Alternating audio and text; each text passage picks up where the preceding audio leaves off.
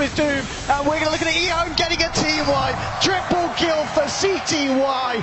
What a play there from the side. That snowball might have just saved the game, because that fight could have gone horribly wrong for I.M O. And instead, LANM turns it into a snowball fight, and they come out the victors of that one.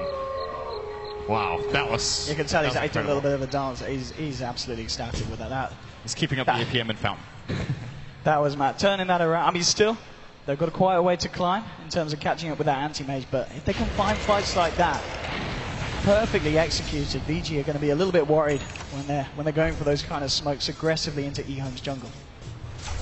And you're seeing now, the anti-mage identifies the problem here. He has to get a BKB in addition to his Manta.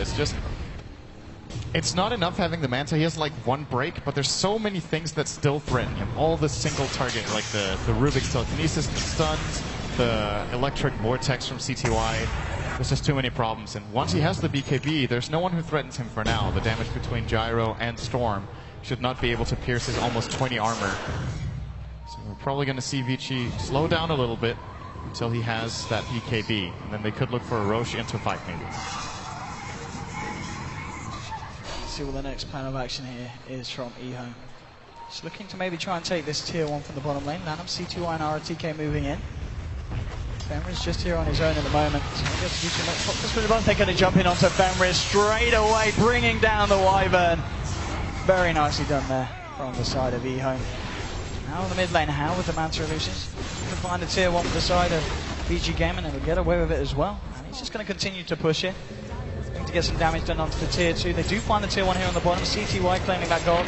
Now with the TVs back, they're ready to defend here, I.M O. This is a very, very close game. 30 minutes in, 18-17, and CTY, we saw earlier on, losing those Bloodstone charges. Now he's back up to 11, and he's sitting on 4,900 gold sin. He could one-shot an Orchid right now, if that's what he wants. It's 30 minutes though, so I think there's BKB. He's going to get a BKB. I guess reasonable alternatives here would have been a Hex, which would have been a more aggressive approach to countering the AM. Even with BKB and Manta, you can still shut him down very nicely with the Storm Hex. But this is more of a defensive build. We'll deal very well with the Static Storm from Disruptor. We'll counter the Glimpse. We'll counter the Mana Void. And the Orchid from Quap. And the Orchid from Quap. There's a lot of value to this. It's now going to be I.M O moving into the Dire jungle. Seeing if they can catch potentially How out. How at the moment towards the bottom. In fact, the whole team of VG is grouped up around the secret shop here. I.M O moving around. This lane's really kind of pushed in, so they won't be able to do too much here. Looks like they're just trying to regain control of the jungle, popping down this ward, and VG we'll see what the players, what the next big move is from the side.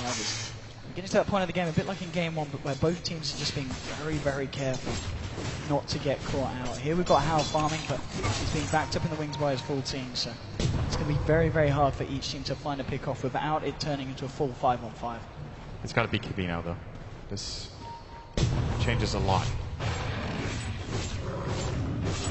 They might actually, as expected, try to just go for a fight immediately after picking that up, as they have a lot of momentum going in with a 10-second BKB, but no smoke available as it looks for either of them. How's just going to farm. How's farm, of course, still miles away, miles ahead, in fact, of YJ on this gyrocopter. 5,000 indifference here. Almost 6, actually. Sadly not going to be. Demon Edge is now done on YJ, and it looks like, what's that? Oh, he's just coming out the gyrocopter. Okay, so he's going to be working towards his MKB in anticipation of How's Butterfly. The scary thing here for VG is if they take one bad team fight, I think the anti-mage's advantage will not be big enough, even if he finishes his entire inventory. I think I.M O have the counters available. So this next fight is really, really important for VG that if they get it, it needs to be at least an even trade. How's got to be careful. RTK is ready there with the Blink and the Burrow Strike. Both teams very much ready to jump in. CTY getting the vision. Oh, you see how hit? Yes, he can. Sets up the telekinesis. How getting caught out? Can they burst him down before getting the BKB off? Yes, maybe they can. No. Gets the BKB off. Will be able to blink himself away. They're just going to look for Ice here, but Ice gets off the snowball here. He's going to be ready to go back in, picking everyone up. And now with the Winter's Curse holding YJ in place, trying to bring down the gyrocopter. Sonic Wave as well, but now he pops the BKB, turns to Super. Epicenter from RTK, and he gets Fenrir there with the Burrow Strike. CTY coming in, finding the Wyvern. Will he be able to do it? Yes, he will. How though with the Mana Void on CTY. CTY's been silenced up. CTY stuck here. Oh, but they find the kills, a double kill for CTY. Finally, Ice Ice with the snowball will find the kill, but pays with his life. As the stolen one, the stolen snowball there, moving in onto FY. Super's had to blink away. 3 heroes dead on the side of VG, and it may just be 4. FY looking for the TP out, won't make it. Double kill for YJ, and again, E-Home taking the fights perfectly. VG are always the ones to go aggressive here, but that's the second time in which we've seen E-Home take a huge advantage in the fight. It is so crucial that CTY goes for that static remnant in the tree line and finds him there so they can set up the fight on their terms. Oh, okay, that's... there was a quap there. Very nicely done. I mean, CTY. That's pretty good. That's pretty damn. At 3,400 gold. I mean, he's caught up with the Queen of Pain.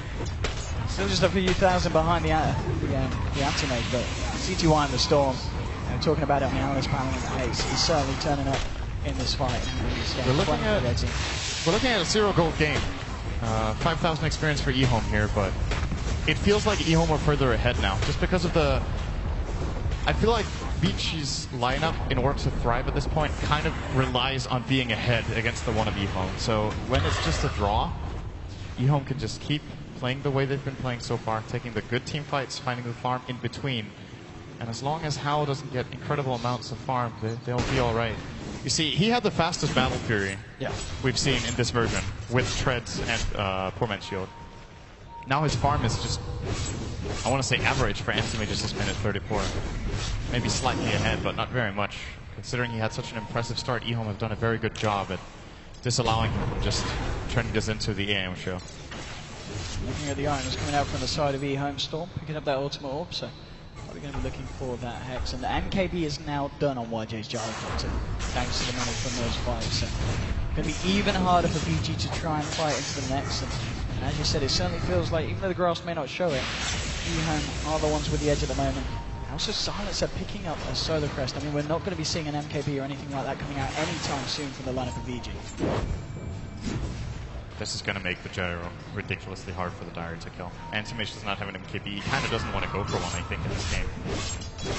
So they've got a lot of burst damage with spells, but if YJ gets his BKB off and a Solar Crest, I actually think he's more or less immortal. E-Home, they want to go for it. VG, of course, the ones to previously look for 2 fights. E-Home coming out on top. E-Home, they feel confident enough to now aggressively look for a fight themselves. ROTK moving in, he's going to find FY here, jumping straight in onto the Disruptor with the telekinesis as well. FY be used up here, but they should be able to clean this one up. They'll get it. Global Silence is coming out from DDC, and now it's Super actually popping the BKB and looking for Lana, but Lana with the Glimmer Cave is going to be okay. Sonic Wave comes down to C2 and YJ, but it's just not that much at this point. Ice with the Royal Spike, but he gets pulled in. Manavos come out, but the Winter's goes down to YJ, and the Boros Strike coming down to Ice will fall. How trying to do what he can to turn this one. It's going to be a double kill for Super. CTY finds Fenrir though. The CTY, RTK and DDC just about cleaning up here. RTK looking for the epicenter, will find it. Can't quite close the gap. He's got the blink in a few seconds. No, the poison there, rendering him unable to look for the blink.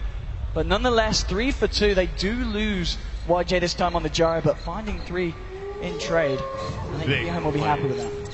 From Fenrir to get that Winter's Curse off, or they would have been 5-0'd, I think, in that fight, or at least 4-0'd and forced away. How does get, or actually both of the kills that VG get go onto Super. That means he has Scythe. He got a lot of money there. For E-Home, who got the kills? We got 1 on Gyro and I think 2 on Storm. So now up to 12 Bloodstone charges, and CTY now closing in on his own Hex. So they're going pretty much toe-to-toe. Look at the net worth of the Queen of Pain and the Storm. They've been very close pretty much all game. But VG Gaming might get the bigger target here as they're looking Hex is actually done on the quad now though. So we've got another form of lockdown into the side of VG. Which is going to be very nice. Especially if they can jump in and catch out the Silencer before he wait, Storm already has it too. I thought he was missing some points. So. Okay. Now VG get the Roshan. E-Home can't quite get themselves out of the base there in time to contest it. Aegis going the way of Hao here on this anti-mage.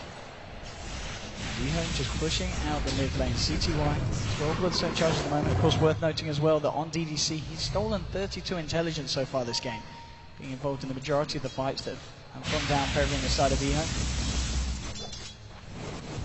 Again, at this point of the game, VG actually making a movement here into the Radiant jungle. Got smoked up, just trying to secure some more farm here for Hao. Stealing the jungle camps here for themselves. Now, looks like they've got their eyes on this tier 2 on the bottom lane. They tried for it last time, and we did see E-Home come out on top of the team fight. Let's see if E-Home are able to do it again. Looks like CTY is just heading up to the top lane. The rest of the side of I.M.O there now. He's going to TP back. Okay, they want to try and fight. It looks like they may want to just try and straight up defend the tier 2 here. How? On the front lines.